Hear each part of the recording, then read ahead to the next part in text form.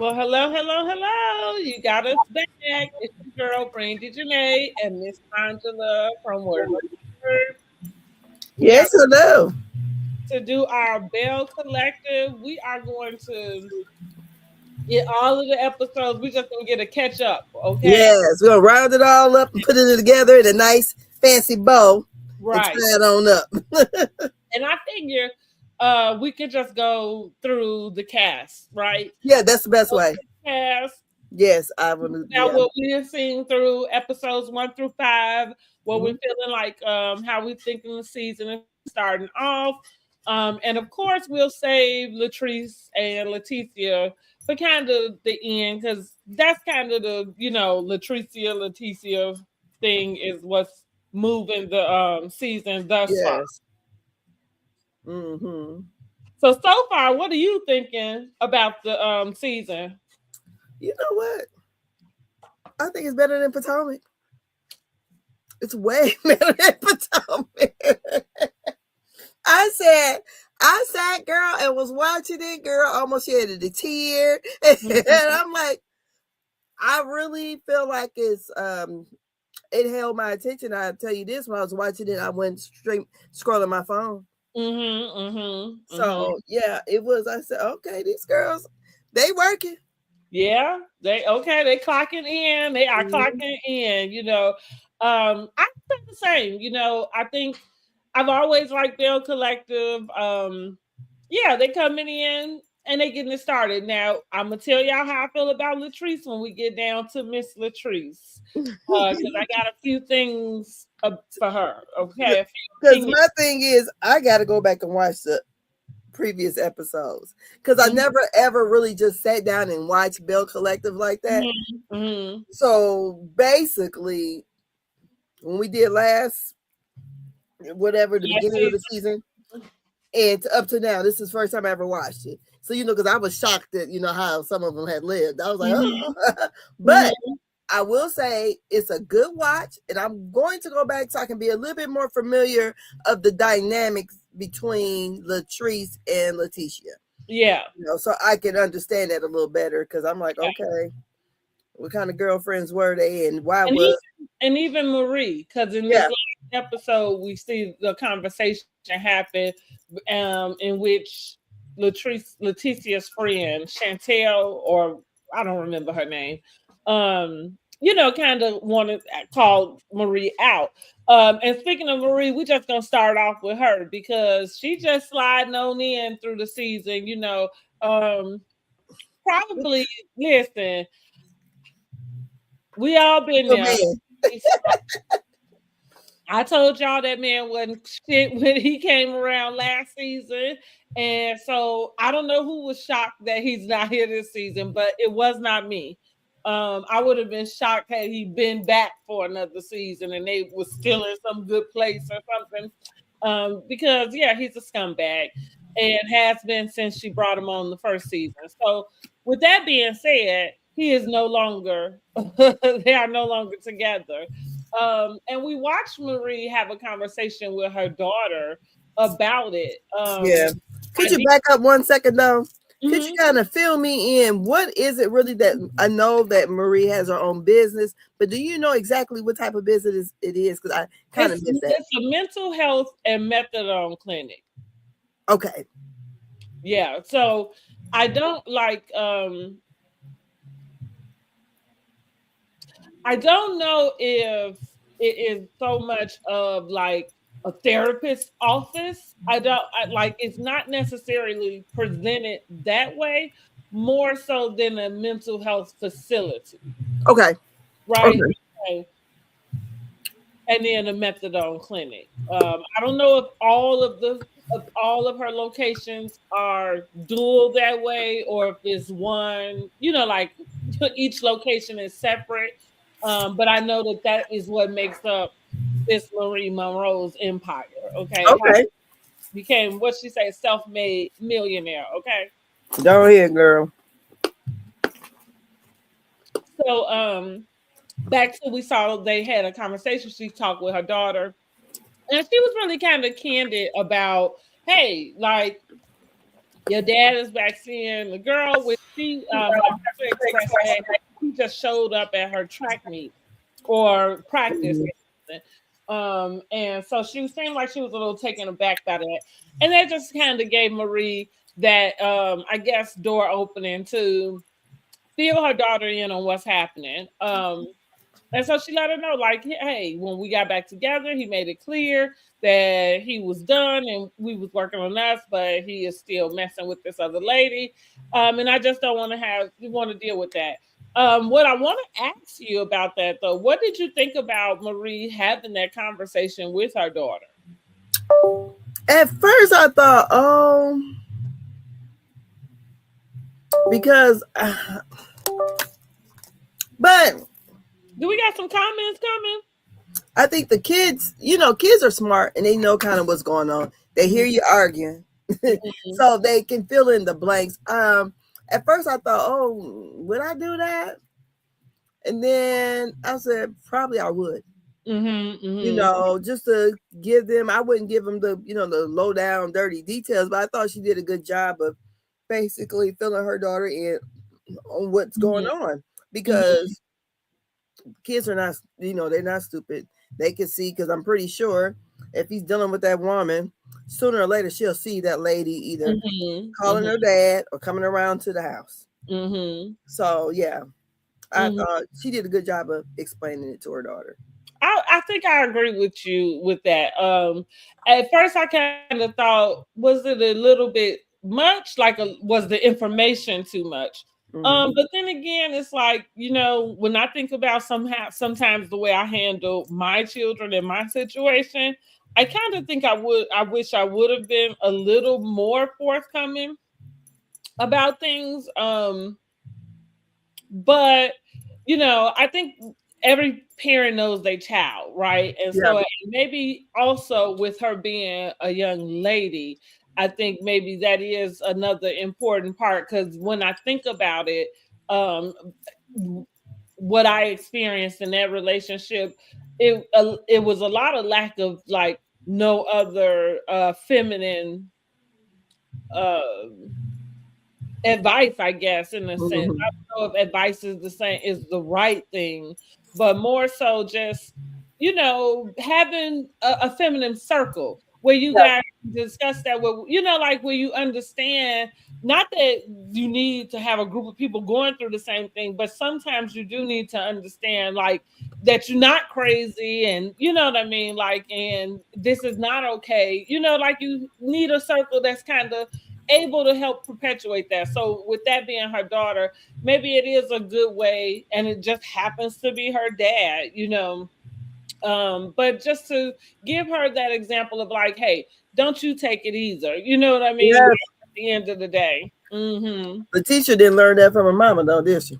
Well, I think Laticia is working with a different lesson, and I can't wait for us to kind of break that down, because I mean, when we think about it, this is what we're dealing with as far as women and what they take and what they don't, or boundaries versus non-boundaries, and also what it all looks like, like in different relationships and everything. Because sometimes, maybe like Cedric would be okay if he wasn't slinging his D all over the place, right? Like maybe he don't have to have the same amount of money as Marie, you know what I mean? Like maybe there are these other things that doesn't matter, but the main thing is that he's not faithful, which happens to be the issue with a lot of men when it comes down to it. You know what I mean?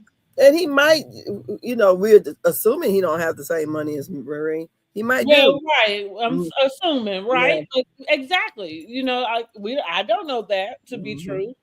And so, it's just like I said, I kind of thought about not being so hard about what she was sharing with her daughter. Like, yeah, somebody needs to. I grew up at an age, and I know my mom grew up where it was even more so they didn't talk about anything, but nobody really talked about a lot of things with us either, as far as dynamics and relationships goes. And so it has to start somewhere. So we can get these people prepared and start trying to get some healthy relationships going. All right. With that being said, as far as how Marie is acclimated and with the rest of the collective, honey, Maria's just playing her part. Yeah. And doing what she needs to be doing, I guess. But it feels like she's kind of in the middle of Latrice and Laticia. And of course, she is on. I keep going to call this lady. Oh, her name is Kerri. I keep getting her confused with Mimi. Her remind each other, remind me of each other. But Kerri, so she, Maria's calling her out about Kerri not minding her business because we Kerri throughout these 1 to 5 episodes, honey, putting her hands in the pot, being a little busy bee. And somebody must have got in her ear like, girl, you better, come on, bring it. So what with Marie and her place in between Laticia and Latrice, because we know through, I think this might have been episode 3, or the continuation. They've been partying their tails off too, honey. Chantel, what is her name? Because I can't never remember that lady name either.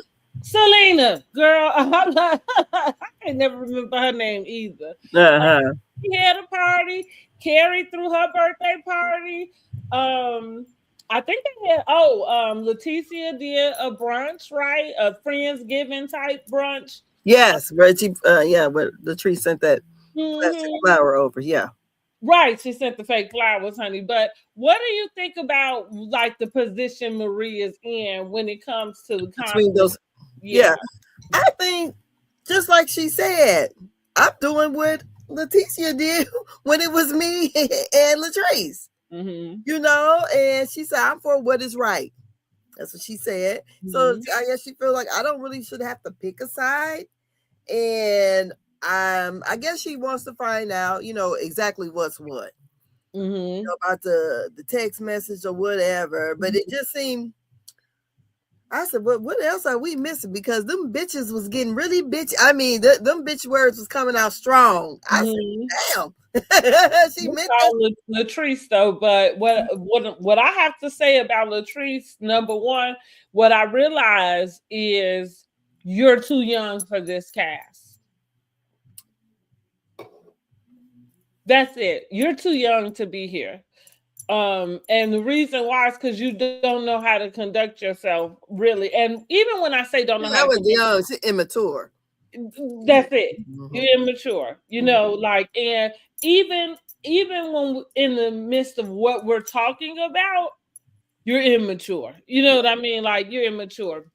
And so I agree with you. I think Maria is handling it as neutral as she can. I agree with what she said to Latrice, or Laticia. I'm kind of just taking the same spot you did. And I have watched Belle Collector from the beginning. I would have to agree with her. I think when it comes to an ensemble cast, sometimes that's just kind of how I fall, because y'all really are having an argument that's a little bit crazy.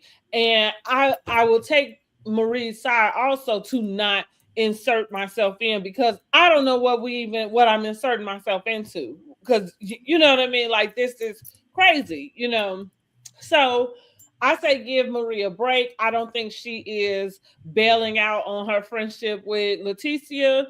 And I don't think she's picking anybody's side. Yeah. I think you're right. She just is trying to get to what's what. But speaking of, honey, I got her name wrote down as Chantel. What's her name again? Selena. Okay, Selena. I know that probably, if she ever known that I can't remember her name, she'd be like, oh, why you can't remember my name? Well, Selena has her birthday party. She's coming out looking like Jessica Rabbit, honey. Go girl with that bobbing. We find out that her and Mike have set a date for April of 2026. So actually, what did she say? April 4th, I think? Girl, I don't know. I'm gonna say that's actually in a couple weeks, which yeah.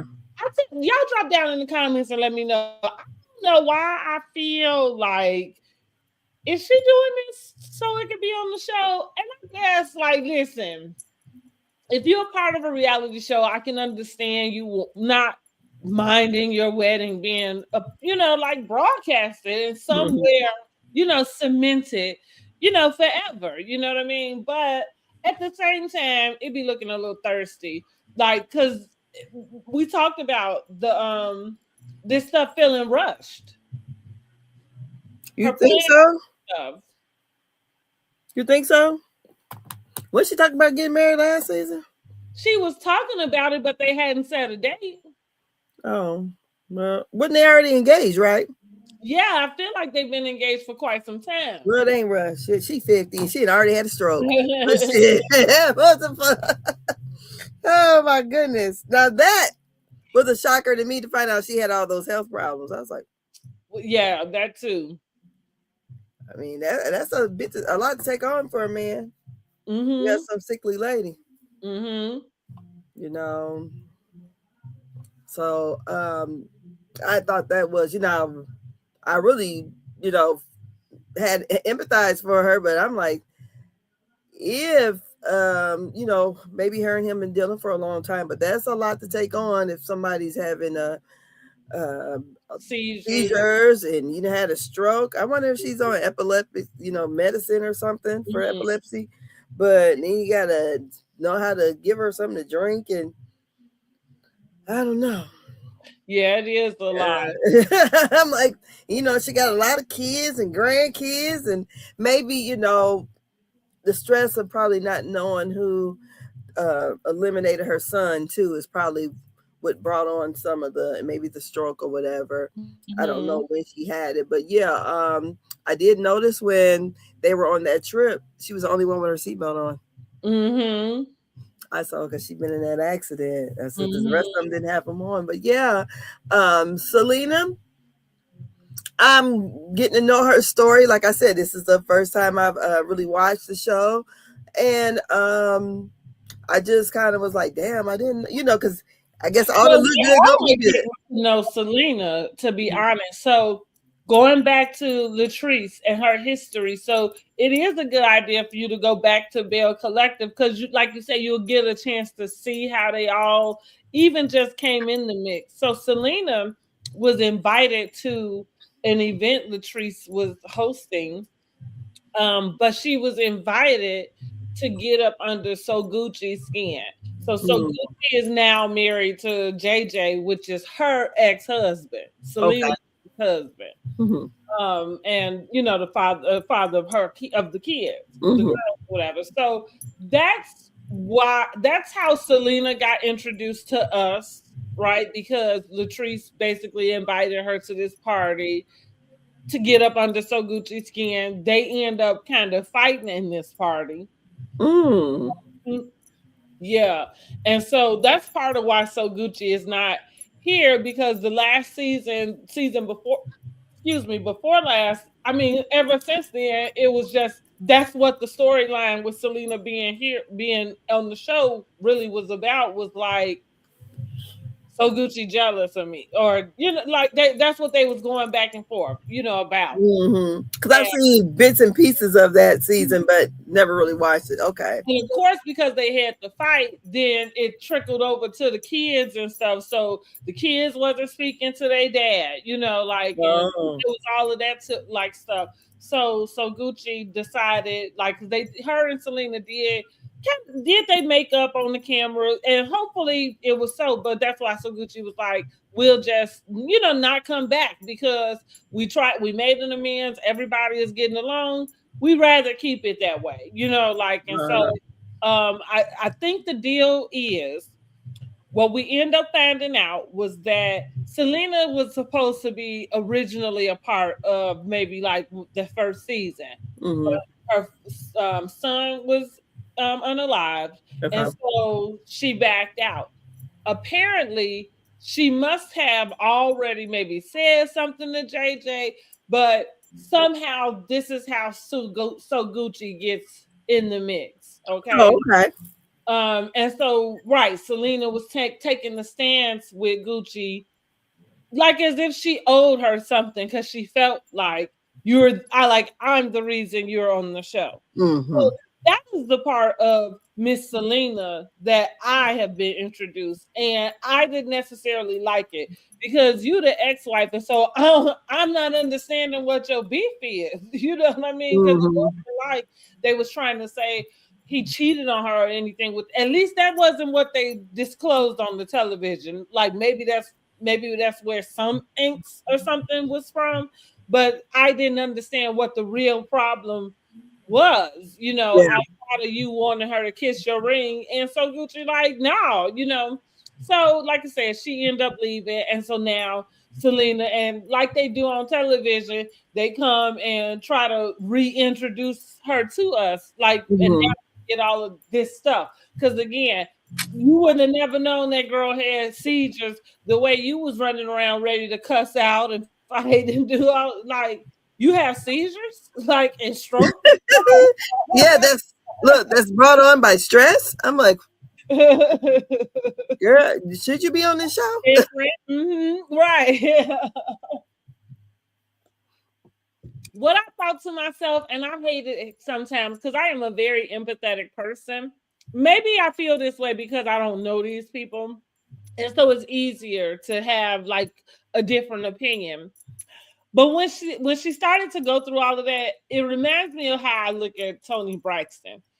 Toni Braxton has this "woe is me" type of like persona on the Braxton family values and things. Like every time she's talking and we get the chance to, catch up with her, it's my health, and I gotta really stay out the sun, and like it's always this. Like I got 15 shows in Las Vegas, but I really gotta make sure I can do them because my heart, like it's like, but girl, why?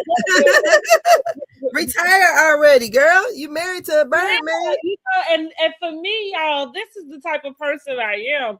Like, you gotta make it make sense to me. You know what I mean? Like, so I mean, I don't know if Toni, I don't know if she needs the money or not. You know what I'm saying? But I'm just kind of like, don't go out and put all of this shit on your plate and then come complain to me about all, like all of the things it will cause. Because, like, if you know this, then why did you do this? Like, and why do I have to, be the sympathetic one? I just don't like that. I feel like those are like manipulation tactics, and it just rubbed me the wrong way,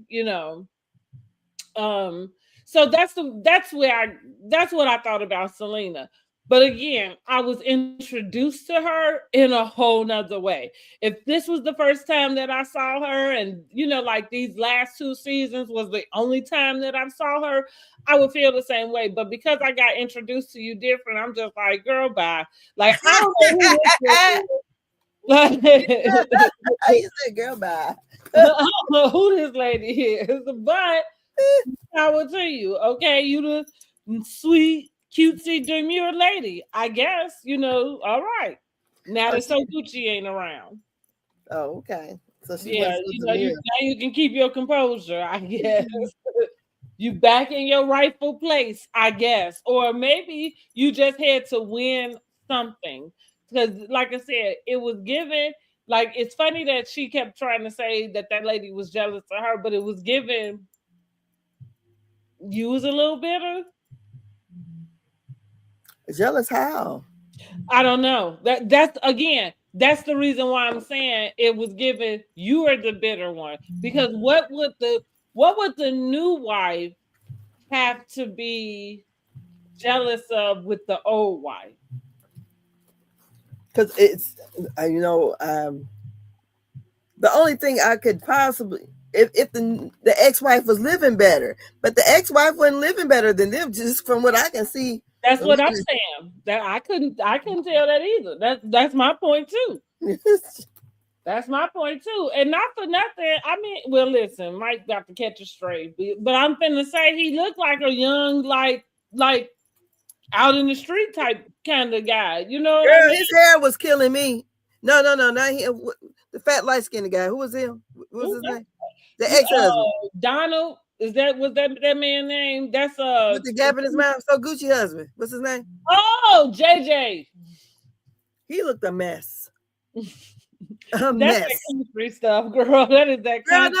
no. Everybody country don't look like that. Girl, that is some dang on bad. No, I know everybody don't, but most I ain't never seen it. The people who do, that's where they from. Girl. And that's where they get it from. God darn it. God darn it. Yeah, he a mess. I said, and then one time he had the little knockers on the, I said, what in the fuck is he? But that one daughter looked just like him. I said, she looked just like her daddy. I said, oh. She sure do. So Miss Selena is gonna try her best at trying to mend Latrice and Laticia's fight, right? What is it that she just suggested that they did? I think she was just trying to talk Latrice into going to the therapy. Right, Friendsgiving. And so Latrice didn't go because that was right after they had the fight or the argument at Selena's birthday party. So that's why she sent the flowers. Yeah, sent the fake flowers, right. And so again, immature, you know what I mean? Like, because immature, you know, she was immature with her husband talking about Latrice in their confessional, because he say, why don't you try being the bigger person or something? And so she says, I'm always the better person. And she says, I'm always the better person. And I said to myself, like, see, like that, like, no, you're not. Like, you know, because I don't know why people don't understand that, why you don't think somebody couldn't figure out what it is you are saying in that, you know what I mean? And you're not even in the same context with her. You're still trying to throw a dig at Laticia using the word better. You know, you are a clown. Like, no, she was a clown in that damn kitchen when everything expired. I said, God, I ain't never heard of expired butter. I said, maybe we go through, and I don't cook, but I go through butter quick. I'm like, I ain't never heard of no expired butter either. And to your point, I don't think my butter lasts in there that long for it to be expired. I'm like, expired and I got a big tub. I said, then on top of that, because she's talking about how good she can cook, and then you use the instant mashed potatoes, that is expired. Well, I do use mini rice. I told y'all that already. I don't eat mashed potatoes, but if I did, it would be instant mashed potatoes. Well, if I'm going to get on TV and say how well I can cook, you best believe it, bitch. Either the dinner is already going to be prepared, or I'm not going to show you I'm using. You know what? Let's just talk about this real quick. They got a little trend talking about the young hoes. Here's the deal. She's a young hoe, okay? And it's a lot of young hoes out here that feel like they can cook. Now, I'm going to give them credit with what they cook. You got a lot of young hoes that today they cook in different things that you couldn't get anybody to really cook, right? Yeah. And that's not just soul food. We're going to talk about the chicken Alfredo, you know what I mean? Like some of the shrimp, just crab oils and different things. So they, now on the flip side, they are also not preparing it in the same traditional way that we are used to. So there are a lot of shortcuts. Now, particularly, I take issue with the greens and the way that they shortcut greens. Okay. What they doing? Well, instead of picking them, they're rolling them up and then just cutting them. I don't prefer stems. So if you ever have my greens, you're going to have the least stems you've ever had in your life. Okay, because we're going to eat leaves. Okay. Oh, they don't tear the stem out. No, they take the leaf, roll it, and cut it. Just cut it. Now, what they will do, you know how the stem might extend past the leaf. They'll stop at the end of the stem, but that's not picking the green. The point in picking the greens is to take the stem off the leaf, right? Like to not have a stem. And then sometimes the meat, They pressure cook the meat. They cook the meat fast. Like a lot of stuff people don't realize that is what makes stuff taste good. Like gumbo. So that's another recipe or something that a lot of young hoes will make, but not realizing that like something that has a roux. That's why greens, like those types of things, the longer you cook, the better that it takes. So yeah. It doesn't do you well to be able to cook a pot of greens in 3 hours. Those are not good greens. I don't give a fuck what kind of season you put in it. Them leaves hard, unless they turnips. But if they collard greens, right, you can't cook collard greens in 3 hours. It's impossible. Not good, not to me. Otherwise, you could have just opened the can of greens. So the same thing, like they do a little bit extra when they're making Alfredo, going to get heavy creams and all, all of the extras. But like I said, a lot of stuff they take shortcuts. I'm not opposed to shortcuts. I take them too, but I'm not running around talking about, hey, I cook, you know what I'm saying? I cook, but okay, I can cook. Let me get that hamburger helper out and make some beef stroganoff. Right. See, yeah. Add a little season to it. Yes, girl. Girl, no. Mm-hmm. I ain't professing to do none of that. I ain't making no Alfredo either. I ain't buying no heavy cream. Not doing none of that shit. So, I do some things, as a matter of fact, I've been thinking about some gumbo. I saw Mama Tina was at the rodeo with her little gumbo, and a few people was talking about how to, doing their taste testing, and was talking about the flavors and stuff. So I thought about it. I was like, oh, I haven't made no gumbo in a few years. I think it's been a good 5 years or something, since I made some. So I thought maybe I might make us invite the boys over for some gumbo. Oh. All right. Well, let's move on down to Kerri. Well, did you tell me what you think about Selena's mix? Because that's really all for her. Oh, well, I already spoke on Selena. We can go. Okay, let's move on to Miss Kerri. Miss Kerri, baby. Girl, first of all, let me just tell you. She ain't speaking no Spanish. She ain't speak. She needs to get some wigs. Girl. I don't know. Where is she shopping at that she keep walking out with the wigs like they look like she going to Party City? And what hairstylist is she going to? Girl, she said we went from European to Africa. I said yes, because that stuff is starting to sweat real. I think first of all, she's natural. So and that's let me speak as a natural. Natural or not, because you're right. Hair swells up, but that's what I'm saying. What hairdresser is she going to? See, we're living in a time in which you could get a what they call them things, a silk press, but girl, not when it's humid like that. No, what I'm going to say about what her hair looks like is no way it should look like that. Or because you're right, because maybe it just don't last. Like the reason why I'm saying that is I had a beautician that silk pressed my hair so good, it took long for it to revert.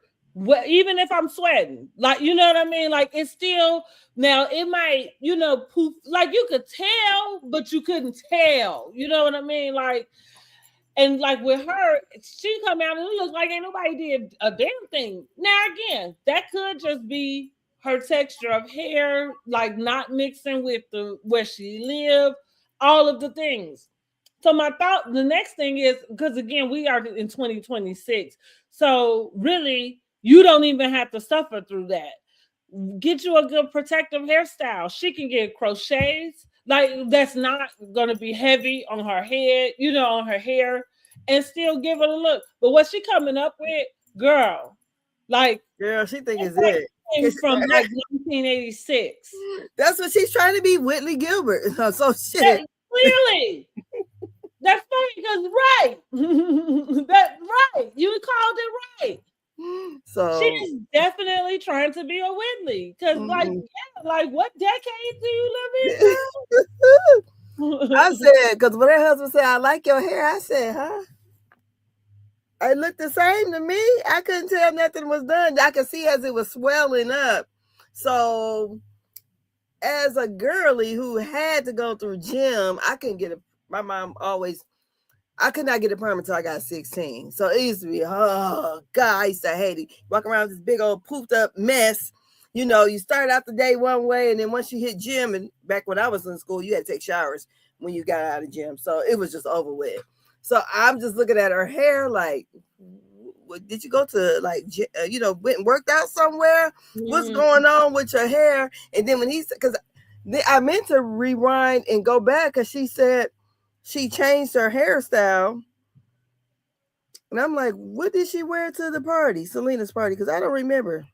I don't remember either. I just always feel it's like that bushy kind of It's mess. always bad. Whatever she's doing with her hair, like when she put a wig on, it's always a bad wig. Like, and that's when I'm like, where are you even shopping at? Why won't you ask one of the girls? I'll never understand newbies coming onto a show needing some type of styling advice and not finding somebody on your cast like to go and ask about who to go to. Girl, you work with somebody who sell bundles. Like you walking around with your hair like that. That's how I felt about Shamari on Atlanta Housewives. I did. I said, oh my God. She was worse than her. I just was looking at Shamari like, what the fuck? You're married to Belle DeVoe guy, Roddy DeVoe. Why does your hair look like this? Why do your clothes look like? She looked a mess. And she knew she looked a mess. Because here Marlo tried to fix her up, but then try to make her dress like her, which was not her style. But she looked a mess to me the whole time. I just couldn't get with it. And then when she did wear like her own hair, I said, oh, her own natural hair is pretty. Why would you wear those crunchy looking weaves? It just looked a mess. I couldn't take it. That's the whole reason why I said she did not need to be on the show. She looked a mess to me. Well, that's for sure how Kerri coming. Kerri is looking like, honey, the wind blew her wherever way she, whatever scene she come in, the wind blew her there, okay? Girl, that hurricane she's talking about. So we get to see her talking with her parents about her restaurant. One in Mobile is not doing well. Seems like she needs to close it down. She seemed like she is hemming and hawing about not closing it down. Her parents talked to her mom, kind of talked to her about she didn't raise a weak woman because she was talking about how she just feel like she just want to sit in her feeling about this business. And her mom is like, yeah, you might need to cut your losses and just take the loss of money. What else did we see? We see her. One thing I didn't like, what I don't care for when it comes to Kerri, is she always starts off all the conversations talking about the other ladies. Like she, even with her parents, and I guess fine, maybe you just kind of telling them about this new group that you're in and the women, but it just feels like it's just a little bit of a way to not give your own stuff, but because her and her husband do a lot of talking about the other group ladies also, or what's going on in the group.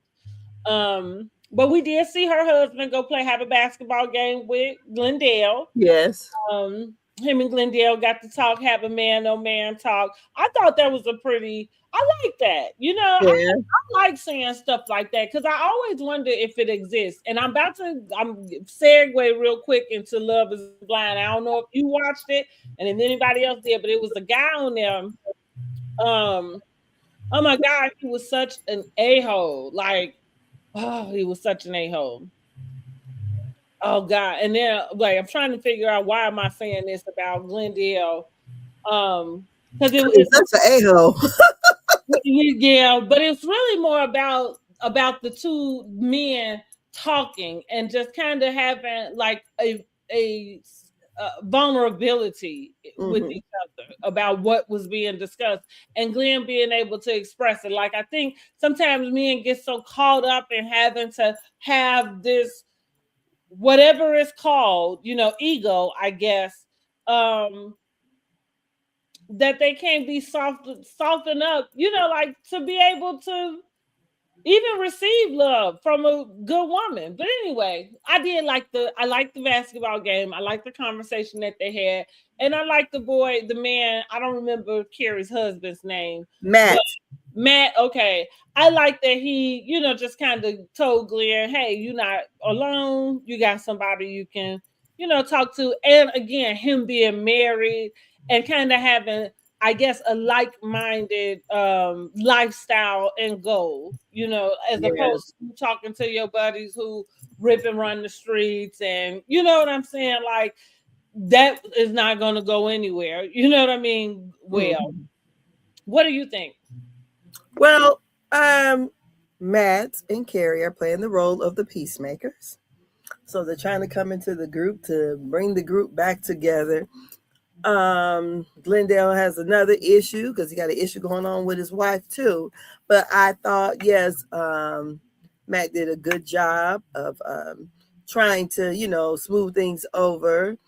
It's the same as what I feel like Kerri was trying to do. And I thought actually her therapy, I thought it was a good scene.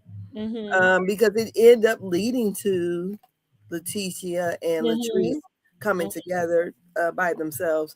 I will say that Kerri to me is she gives us a little bit of comic relief. When she was speaking that Spanish, she got half a degree in Spanish. I said, what? And she said, Konnichiwa. I said, for good afternoon. I said, that's Buenos Tardes. What are you talking about? Konnichiwa.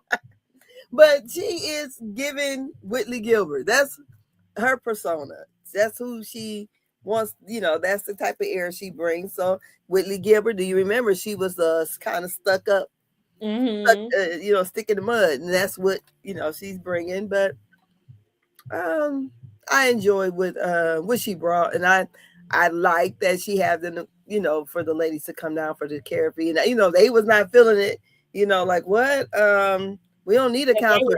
Not feeling it, right? So, and then that's what made me wonder.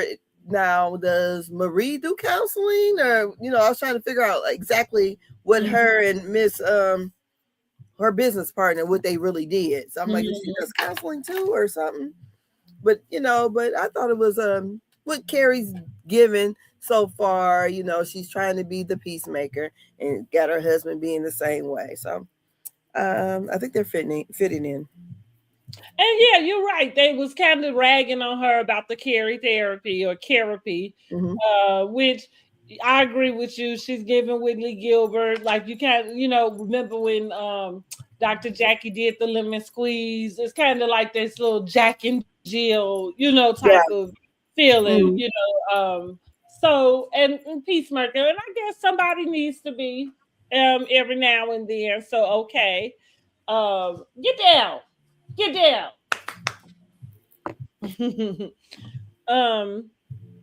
But I agree with you that seemed like that Kerri-Therepy or therapy was a good idea because it did lead to those ladies talking one-on-one, which they should have in the first place anyway. Because getting everybody all in it, it's kind of how you ended up here, in the first place. But you got the cast and the friends of, and the friends of the friends of, or whoever. Then you got, because when we go back to the argument, so did Glenn actually say something to Latrice? So I don't remember. So okay, let's just get on into it with this. Because Tambra ain't got a damn thing going on. Her daddy had a stroke. Her daddy had a stroke. That's what happened. Right. Tambra ain't got a damn thing going on. I don't remember him saying anything directly to Latrice, but this is what my point, going back to her being immature. I find it funny that this whole conversation is Latrice feeling like she's been wronged in some way. And not for nothing, this all started out because you invited your friend to your house to confront this lady. And and this is my deal with Latrice. whether you felt like you did that on purpose or not, it happened at your event. It happened at your home. It happened with your friend. You know what I mean? Like it. And they talked about it a couple times. They talked about it at the beauty shop. Exactly. So I feel like she's just doing one of those master narcissistic tactics, which is like gaslighting the hell out of Tisha. Gaslighting and turning something around. So now you get on Cliff and you tell Cliff that he can't talk to Glenn. So what I think also, I feel like somebody has something to say because Cliff, I think felt offended from the reunion, and that's probably where it's from because I can't remember everything that did go down on the reunion, but whatever she's talking about, she's got to be referencing the reunion. Nothing did happen during that season, and no, Glenn did not she was saying that at the Selena's birthday party when they all went outside, and Glenn, I know he went out there, and I know he said something to someone because I was wondering. Latrice, though, but I mean, he was there doing what he was doing. But Latrice had already had this thing because, even before that party, she's like Glenn, I don't have anything for Glendale. You know what I mean? You act like you have this extra beef for Glendale. You know when again, and it's not that it's Latrice's fault for whatever it is that Glendale is doing, which is why we are watching Laticia go through it with her husband. Yeah. Why she end up telling him she want to be celibate. And he like, what? You gonna be celibate with your husband? Which I said, well, that's another message for you, honey, because what she's saying is she is not feeling you like that, you know, and that's why you're not getting none. You know what I'm saying? Because he think he's a dick in the paycheck, honey. And clearly you ain't enough because she said you can keep it. Give me the paycheck, girl. Go ahead. No, but when you go in and look at the things that Glendale do, and then the way that Laticia is in her marriage, and I just thought, oh my God, is this the 1950s? Well, funny you say that because, and didn't I just tell you that though? Like when we was talking about Eddie and Wendy, you know, I was saying like you really would be surprised at how many people function and run their house in such an arbitrary type of manner, right? Like that you wouldn't assume. You would just think like, right? I'm like, because you didn't have your, first of all, you can have your own bank account. Somebody got their own bank account, right? Yeah, because we did that as elementary kids. You know, we went banking at school. You had your own little bank accounts, but I thought you had to have your mama to let you get on her credit card. Because she don't have any credit. So that lets me know that mortgage is not in her name either. Correct. That's crazy. Well, yeah. So, but I feel like the deal for me with her and Glendale, I feel like that explained a lot about where they are and what we're watching. You know what I'm saying? Like, and so, right, she's kind of like, okay. And, you know, I could have very easily ended up in a position very similar if I was with a guy who was on that type of, and when I say on that type of time, what I mean is if we had got married and did like once I got pregnant and stuff, I would have been very happy with him going to work. I would not have thought about trying to go work until my kids were all in school or something. Like that would have been the life that I would have participated in and even conduce for myself. You know what I mean? Like, so I'm saying a lot of the stuff that I do, I'm doing because I happen to be a single mom. Like we didn't, and he wasn't that person who was gonna do that. You know what I mean? But if he had, we would have. But it seems like, I think when she said she tried to leave him and she only had like $4 for her name or something like that. So it seems like she didn't have access to the bank account. So if I'm sitting at home and you are the man and you're working, I need to have access to the bank account. Well, So both names need to be on there, and because I'm going spending, I'm buying the groceries, I'm more than likely paying the bills. So it's no way in the world that I'm going to be But sitting. that's what I think. I didn't necessarily. I think she has access to be able to spend money. But if you're talking about, I want, like, if I want to up and leave, I'm not going to do that with the money, with the account that we share. That's You know, our money. huh? That's our money. No, it is, but I'm saying too, like if I'm trying, like if I am plotting my exit, I'm not going to be paying for stuff in an account that you are able to go in and see what I'm spending and where I'm spending it at.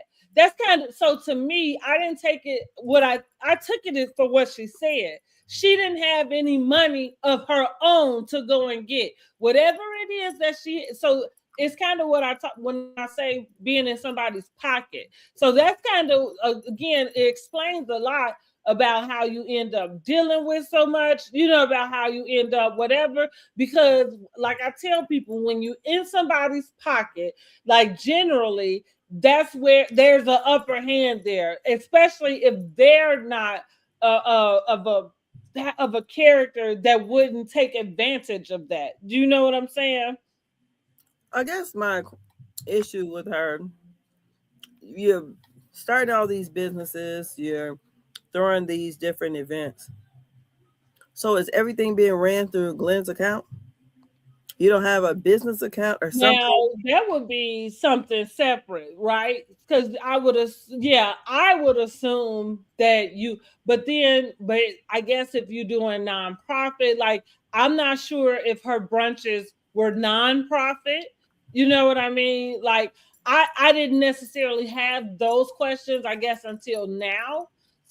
So that goes back to Latrice having the argument and throwing out the sentence, I need you to get a real business so you can see how business is ran. I'm saying that to say, whatever she has, it's clear that somebody doesn't see it as a business, which might mean that it might not be generating income.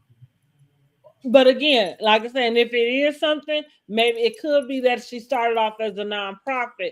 I don't know. I don't have a lot of information about that, but those things work different. You know what I'm saying? Like, so it's not Yeah, but you still have to have an account and stuff. Yeah. I don't know. I just know, but I'm excited for her to get on to what she needs to have, you know, to be independent, you know, to not somebody, you know, feel like they can tell you whatever, you know what I mean? Yes, and he's threatened by it. And he is, as he should be, you know, because like that, what we as women forget, that's a lot of the fight for women in general, you know, like going back to, I don't know, have no woman even sat around and pressed the button for the person who's sitting in the office right now. Because like I think it was Funky Dineva who did the story about the DEI, but just really pointing out, you know, like white women got that. Yeah. All women, even white, it's not like when it, but they benefited the most, I'm saying. We are all women in general. We are all in the same boat. These MF men look at us all the same. What now? The color part is a secondary factor. They all look at us like a commodity. You know what I mean, or cattle or whatever. So yeah, we all. No, what I was saying that they benefited the most for the DEI, the white women. Yeah, they did. Yeah, they did. I don't know. I'm saying, because I think sometimes when we get off into the black women, the white women. No, but it's been that is as a study that was done. I'm not saying that it's not, but what I am saying is I don't know that fact is that important. More so. Oh, when you brought it up, DEI. That's why I said that. I brought up DUI to speak about women, like outside of being black and outside of being white, all women, we are grouped together. Like you got black men and white men. Like those, they are grouped as separately. white women and black women, we are pretty much grouped the same. Now you might like your group of people might handle you different, like the other white people you around might handle you different, but as far as society go, you still just a raggedy ass woman. You know, like you just supposed to pump out babies and do, you know, the same as everybody else. Like that's what I'm saying. I'm saying it in the sense of that DUI in the workplace benefited every woman who is working, whether you're black or white. Now, to your point, when you say it benefit white women more, well, it did because those were the ones who were getting married. We were already, our families was already, you know, being attacked where it wasn't prevalent to, you know, have the black family, you know what I mean? But as far as that go, you know, like, yeah, y'all benefited because y'all the ones that needed to get to work. You know what I mean? Because you the ones didn't have nothing. Most black women were single moms and had their shit. You know, had a bank What account. time period are you talking about? I'm lost right now. Hmm. Where do you? I guess Are you talking about like here in recent years, or where are we talking about? No, I'm saying in old time.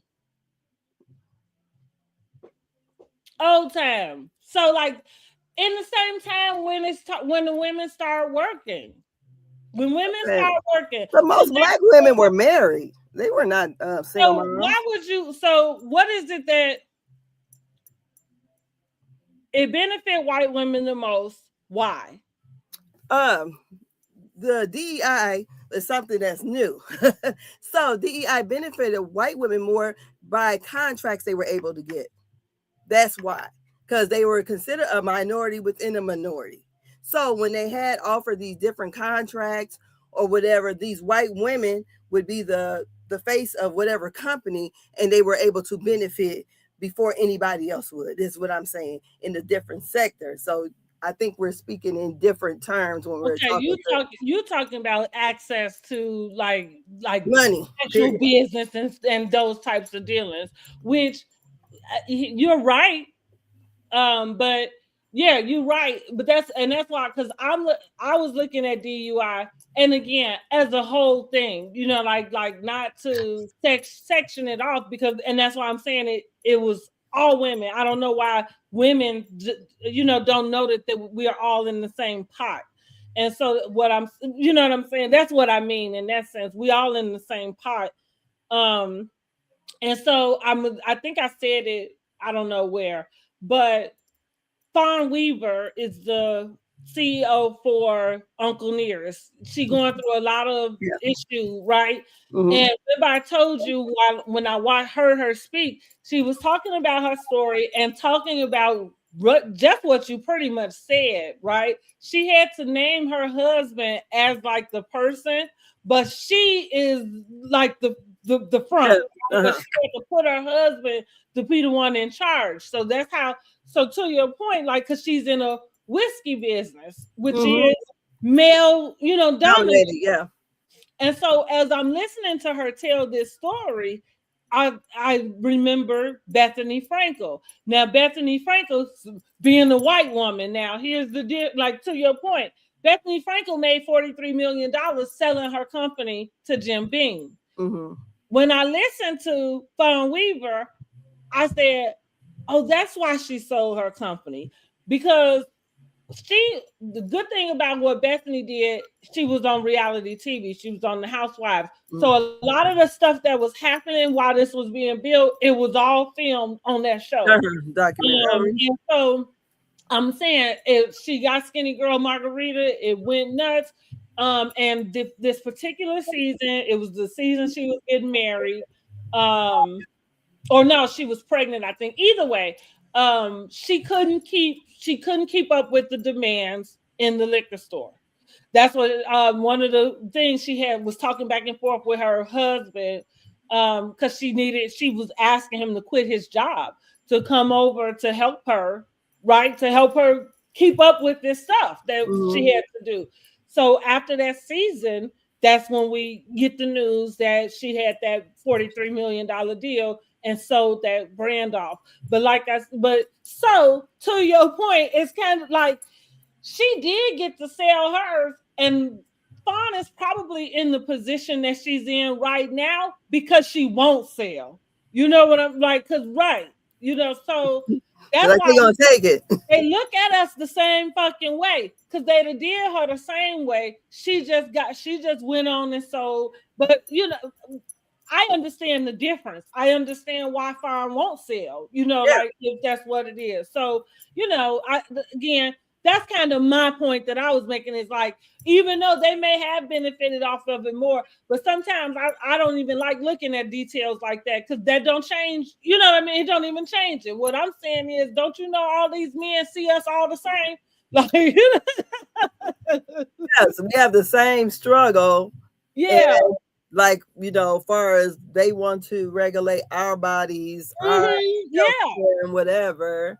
But as soon as that thing ain't working, honey, they gonna get that little blue pill, honey. Yeah, they will. Yes. So yeah, in those things, but usually what happens though, those women, they usually follow whatever their husbands do. That's right. That's why we're in this situation that we're in. So whereas we as a whole did something different, they're going to go along with the male patriarchy, whatever.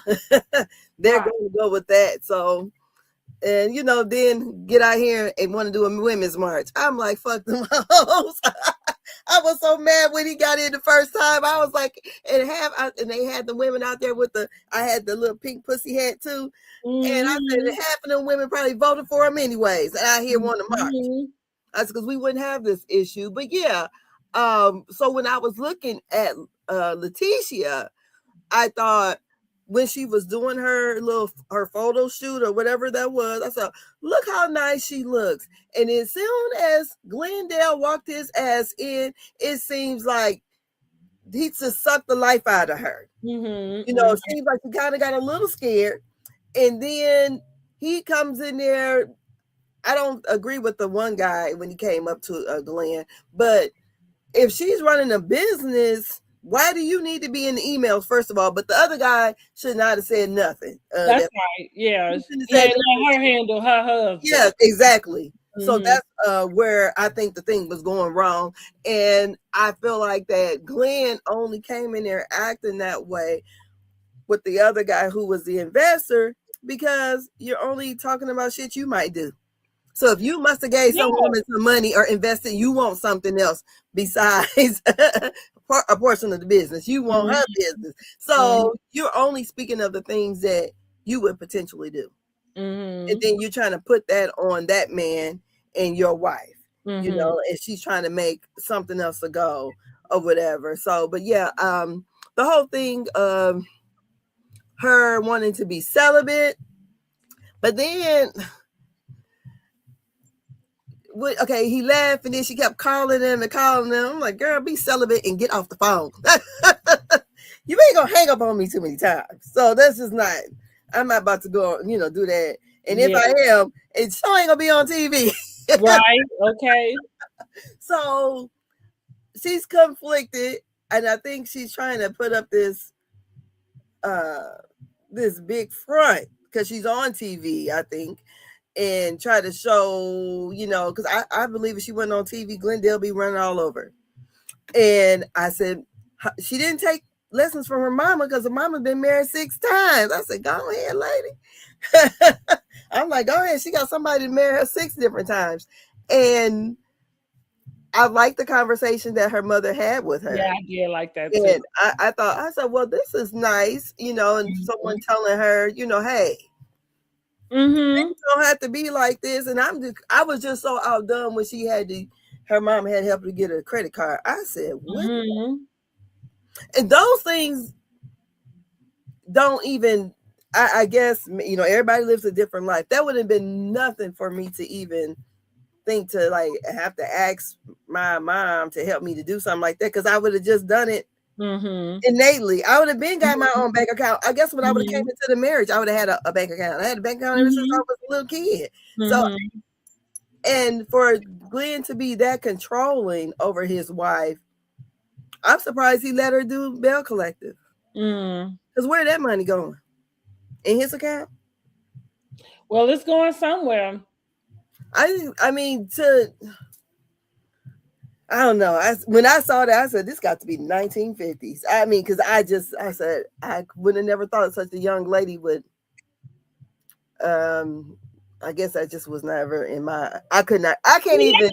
Once she explained it, I felt like I understood. Being with somebody since high school, like being in a sheltered type of way, like one thing I feel like we forget is that you don't know until you don't know what you don't know, and you don't know until you do know. You know what I'm saying? Like, so there are again, that's what I'm going back, just using myself as an example. Yeah, I had a bank account, which my dad took me to go open up, but there was so many other like little nuanced things that I didn't know, and the only way that I found out is I learned a lot of my lessons through life, through going through stuff. Having a car repo, having my head gasket blow on one of the cars. I'm saying like bouncing checks. They didn't teach that in school. Learning how to. We used to learn how to do a checkbook in school. Well, we learned how to balance our checkbook, but yeah, I still balance check, because I feel like even when we learned how to balance the checkbook at school, in high school, I don't believe we had debit cards in high school. Like at the time when I was in high school, I had a bank account at a credit union, so you had to go to the bank, and get your money out, or go to the bank and put your money in, every week or whatever. So again, it was when I started bouncing shit, it was kind of with the fucking debit cards when those came into play. Because I remember back when they first started doing debit cards, they wouldn't even let you go over. You should be declined right there. Well, what would happen? And this is funny because now I end up working at the bank and understood what happened. And then I subsequently had to explain it to other people. But it's I think it doesn't happen as often today because of course everything is upgraded to a certain extent. But what would happen is it would only let you approve if you had the money or pre-approved. But what will happen is it will hold for 3 days, and then that night before it posts, it would drop off. So when it dropped off, the balance changed and looked like the money is back in your account. But what's about to happen is the thing is about to post. Yeah. So yeah. So sometimes I would spend the money.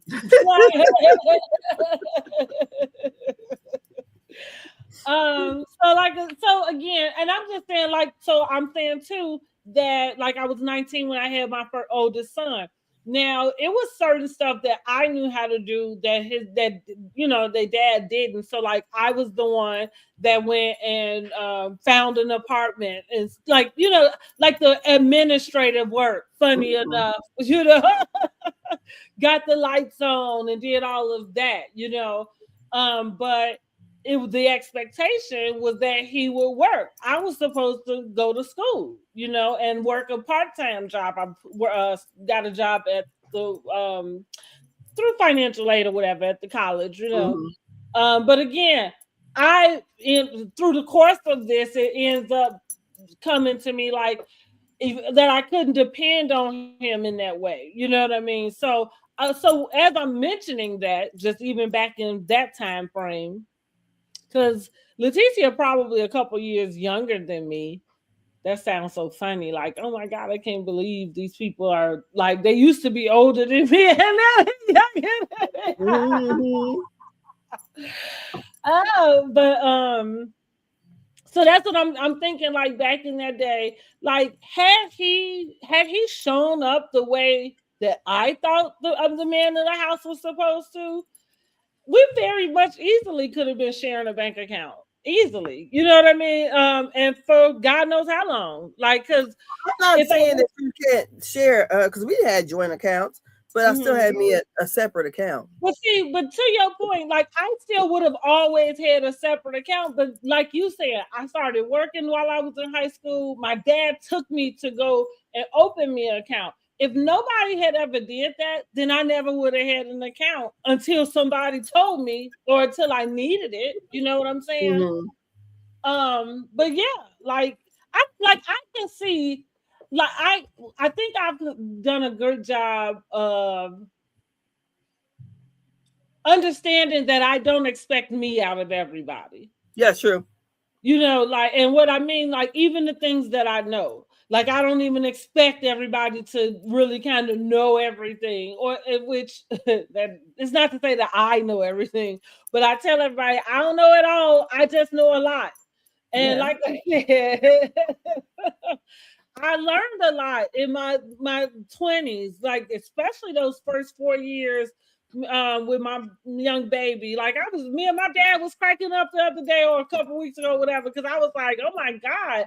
Like even to think about a couple of the apartments that I lived in, like hellholes. I'm talking, I had an apartment that I moved in to live in, and I don't think I stayed there that long, maybe like a month or something like that. But girl, I didn't even want to be it. Like I didn't want to cook. I didn't want to touch none of the stuff around. Like it was just, oh, it was the worst. Why you moved there? Because I think I knew the person, like the person knew my mom. You okay. know what I'm saying? It was just, you had a relationship with them. Okay. And but it was not up to my like standards at all. Like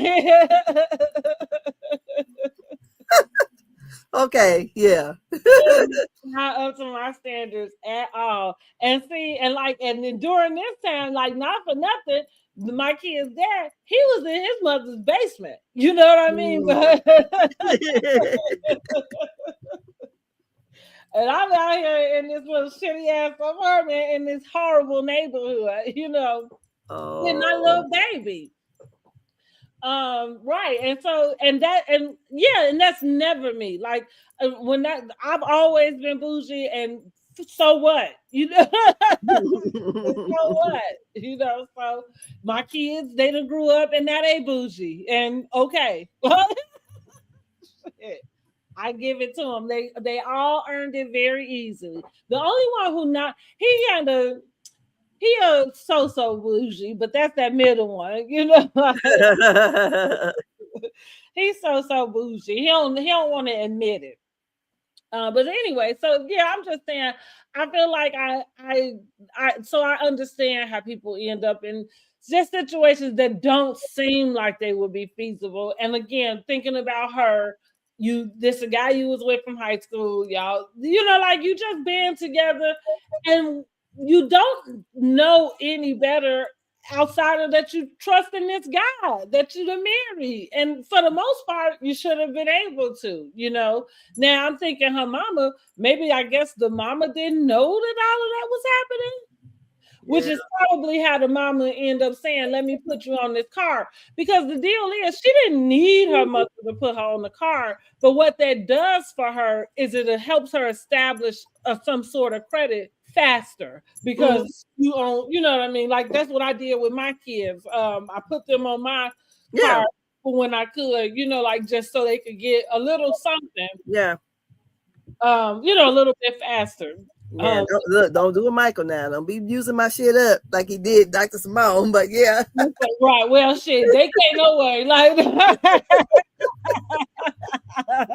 I'm like tell my daughter.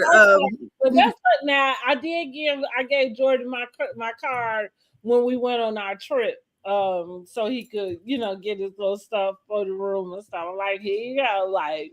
But like you say, don't go crazy now. I'm looking at it. You about to pay your share. So but again, I thought that explained a lot about their relationship. I'm glad that she is, and you're right. It probably is this show. it probably is conversations that she's having now with her girlfriends, because again, a lot of people probably had no idea about that, because that's not something that you have regular conversation with people, you know what I'm saying? Yeah. And so, right, who would know that, you know what I mean, unless you volunteered that information. And you probably did not find anything wrong with it until you were ready to move. You know what I mean? Yeah, Like, other people was like, what, well, girl? hold on now, shit. And he has a right to feel defensive about it. I think what I feel like is like with her saying she wanted to be celibate, I said they probably need to call Dr. Francis or get them a little some sort of counselor in, because that is interesting that you would have a conversation with your husband, who y'all still stay in the same house with, about being celibate. And then when you are having that conversation about celibate, I feel like she was being forthcoming, but not as forthcoming, because I'm like, I feel like you should go ahead and be a little bit more honest with him about it.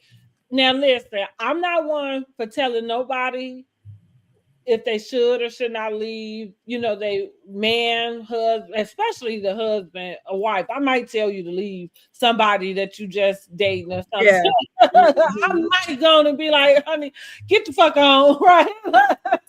But like when it comes to marriages, I don't know. You okay. But my question is then, all of this is because of what Latrice's friend said. This is what sent them down. So that's what I'm kind of getting to, is that's what I mean about, I wish she would be more forthcoming with him, to be honest and say that the issue that I think, and because I've been through it, something similar anyway, she doesn't trust her husband. Okay, yeah. And it's kind of like hard stop. She wants to trust her husband, right? This is why she's still, like in the mix and in the thick of it. Which is that. So that's what I said. She gave him a half truth, because what she was saying, like she said, well, I need to clear my mind. I don't want my mind all cloudy and stuff. What they call it, she ain't want to be dickmatized.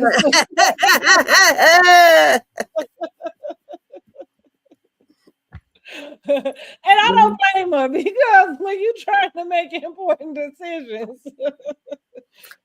you can't make them be enigmatized. Okay? Yeah. So then the thing is, and well, how long are you planning on doing this? So that's why I'm saying, like, you gotta have a more in-depth conversation, because in my opinion, to practice celibacy with your husband, that sounds pretty close to being separated. Yes, it does.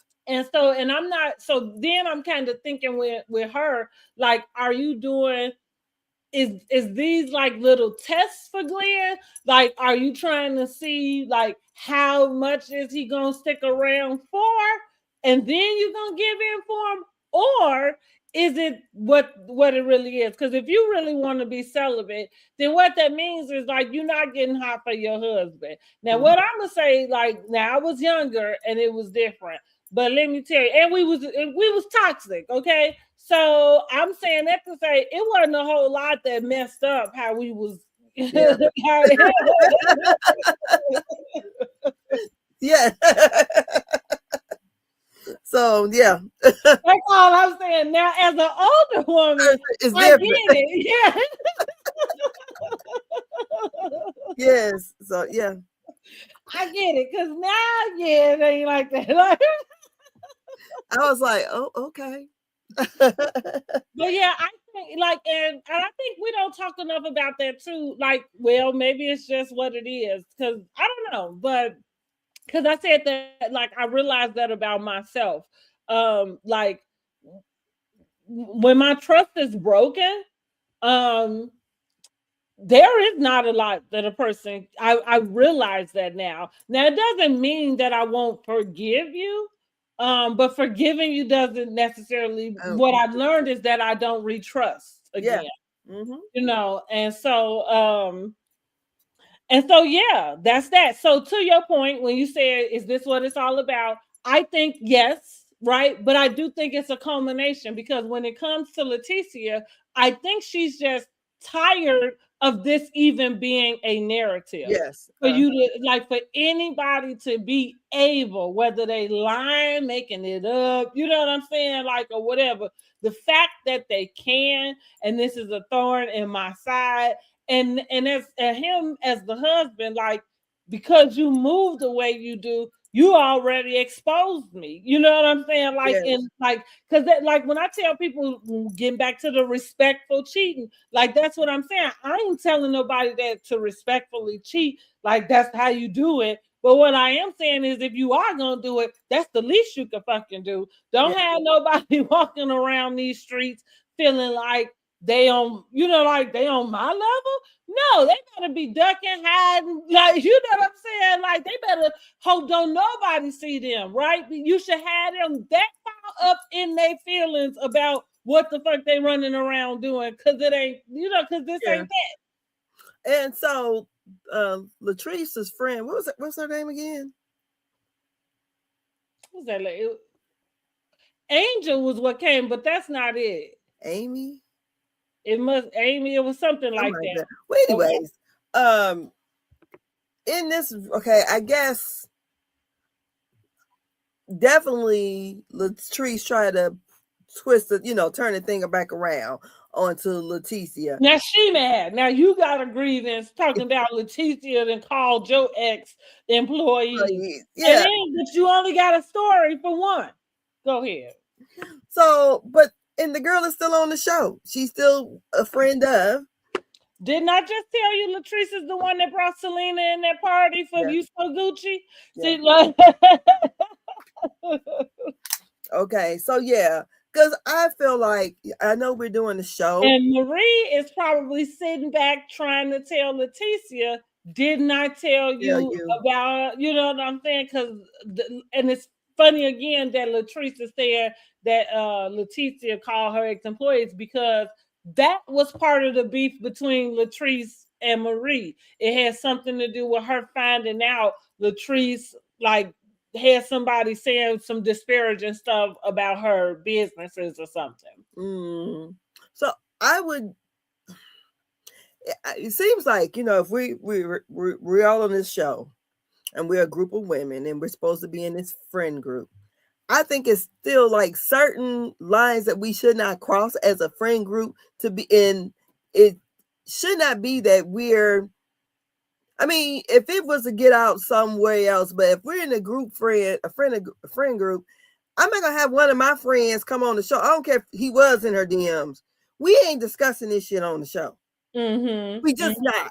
Well, if we are, the way that I will discuss it is going to be right. You know what I'm saying? Like right up front. Soon as it, you know what I mean, happen. Like I wouldn't know. I agree. Yeah, I agree. I mean, to me, it should be, you know, we can talk about a lot of things, but it'd be different.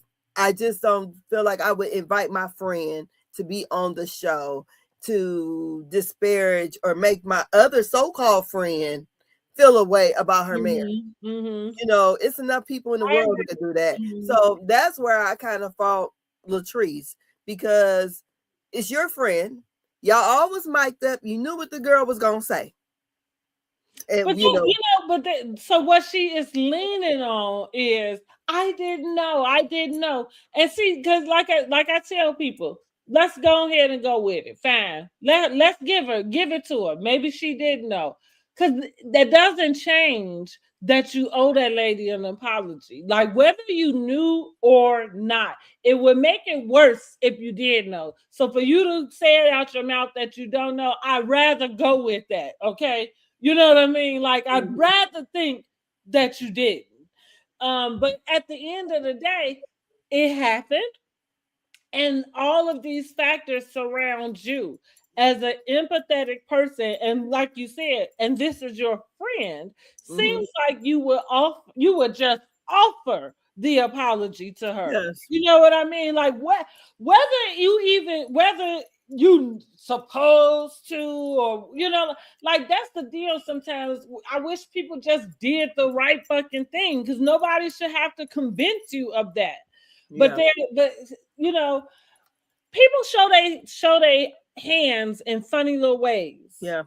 And saying, like, maybe Laticia, I don't know, maybe her business is not bringing in whatever, but clearly you up in arms about something, because like I said, that little comment she made out, like, well, I need you to get a business, a real business, so you can see how a business is ran. See, like little stuff like that, you can't come back from in a, like, you talking about we friends, because that's something nasty to say about somebody. How long you been holding on to that?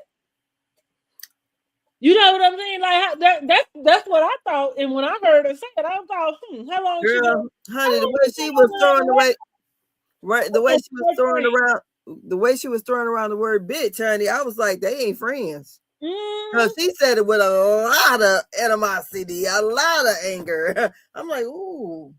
But here's the other thing. So that's what I'm saying. Break it down. What really do you have to be that angry with her about, for real? Yeah. And what we know is absolutely fucking nothing. And at the same time, she taking her anger out on the person she should be, which is her husband. She brought that shit back to you. Yep. And you sitting up, like, you making it this big deal, like now you have this problem with her. And I'm like, why ain't nobody saying nothing to take it back to, like, girl, like, are you okay? Because you started all this shit with this pool party, right? Yep. Like, I wouldn't even be at odds with my husband right now if that shit didn't happen. That's right. But yeah, and so that's what I said. Like, Latrice, what I realize is, like you said, she is immature. You are too young for this cast. And I couldn't be around it. Like, the whole thing with Josh, the Glendale said it when she said, well, Josh said that you contacted him. Now you got these text messages or these messages that don't show none of that, but she's still hell bent on believing this guy. Oh, the guy you fell out with, right? The guy you fired. And now the guy, because that's another thing that I tell people, like, don't come telling me about what somebody did, like, and what you sat around to listen to. You know what I mean? Like, while everybody was mad, and now you want to come and give me information, like, to give me. Don't even worry about it. I don't even. The first thing I want to know is, what did you say? I ain't even got to know what, because I would figure if you said anything, it's already coming. Yeah. So, but that's another manipulation. Like, you only pulling that out because, again, now you want to get other people in on this focus. But so I don't believe it. First of all, I don't believe that she did. And like I said, clearly she's doing something right. You are up in your feelings and got it out for Laticia for some reason, and it ain't got nothing to do with her calling your ex-employees. So that's the real problem that we need to solve. What is it? What business? I mean, because I'm like, what, the way she was just, because I'm like, are they gonna come to blows for real? It didn't look like it, but but she young and immature. That's it. Young and immature, because this is all your fault. And then, like you said, you still got that girl around. Now she's coming over to your house. Like, you being petty as hell because you're doing that shit on purpose. That's why I said that's the girl who brought Selena. And when Selena and So Gucci end up fighting, and then that's how So Gucci and Latrice kind of didn't have a good relationship. Which then they actually fought for real. I mean, it got as I can't remember if anybody actually made contact, but it was pretty bad. Oh, okay. Wow. It was pretty bad. And so, like I said, the girl. And what are they arguing about? Huh? And what were they arguing about? At the time, I feel like Selena felt like So Gucci walked in and ignored her. It was like Selena was trying to make this big deal about her acknowledging her. Um, and yeah, it was stupid like that. Well, I guess. So Mm-hmm. Selena was acting like Tisha. Yeah. Yeah, you know that. So going back to, like I said, that's how I got introduced to her, and so I'm like, I mean, you cool or whatever, but like I just remember that you not this girl, like this, like now you with the shits because you just came, pulling her card for nothing, and I don't know. So Gucci, I think, so being on a reality show or whatever. I think so Gucci was just kind of trying to go in like and not give her any real type of I'm gonna say scene, you know what I mean? And Selena just seemed like she was hell bent to get it. And so that's how, so like I said, the girls stopped talking to them. And it just was a mess, with them after that. And of course they blaming So Gucci, but it all went back to Latrice though, because Latrice knew about the issue and she knew that So Gucci was there, you know what I mean? Oh. She's a shit starter. Mm-hmm. Well, that's interesting. So I am going to go back and rewatch so I can understand the whole thing, because I remember there was another lady that used to be on there, a little petite lady. Was she some kind of doctor or dentist or whatever? Oh yeah, Antoinette. Her, yeah. So, but yeah, like I said, watching this all of these episodes real quick earlier today, I said, well, this was way better than Potomac. I would say it was better than Sweet 16 Atlanta Housewives too so far. Well, yeah, we'll see what they give in this season. Yeah, It looks like they give a little bit more, but we'll have to see, honey. So, but yeah, they working down there, and hopefully, at Selena's wedding, Marie can find a man. Right, we gonna hope so. But her new office building looks nice. Mm-hmm. And I also thought that it's too bad that the what is Kerri's business in Mobile, Alabama, it looks beautiful in there. I mean, it looks really nice that it's not being received well in that community. Yeah. I said, oh my goodness. I said, oh, it looks so nice. Yeah, that's that really does. Why. I wonder. I don't know. I wonder why. Maybe they just don't eat out like that down there. And that Mobile is real small, I thought. Well, it's funny because I was gonna say I wonder if the decor is too far, from what the community is. I don't know though. I've never been to Mobile. They probably think it's a white establishment. That's my point. Like, is it too, went too far? You know what I'm saying? Like, where you alienated, your own constituents or whatever, or your own people to come in where they don't feel comfortable, right? I mean, because she's not getting out there to let the community know that this is a black-owned place. Because them places down there is black. Mm-hmm. Everybody be black down there. I mean, you say everybody. Sheriff, everybody. It'd be just as black as I wish some black people vote. We wouldn't be having all these little red states down there because there's more of them than anything. But yeah, I said, oh, it really looks nice in there, and it's a shame. As hopefully they'll be able to sell it. But yeah, I hope so too. But yeah, I thought this was a good episode. I would definitely rate what I watched at least a 7. I thought, oh, it's doing a lot better than some of these other shows I didn't watch. And I didn't scroll on my phone that one time. Good. Well, you had a lot to catch up on anyway. Yeah, but usually I start,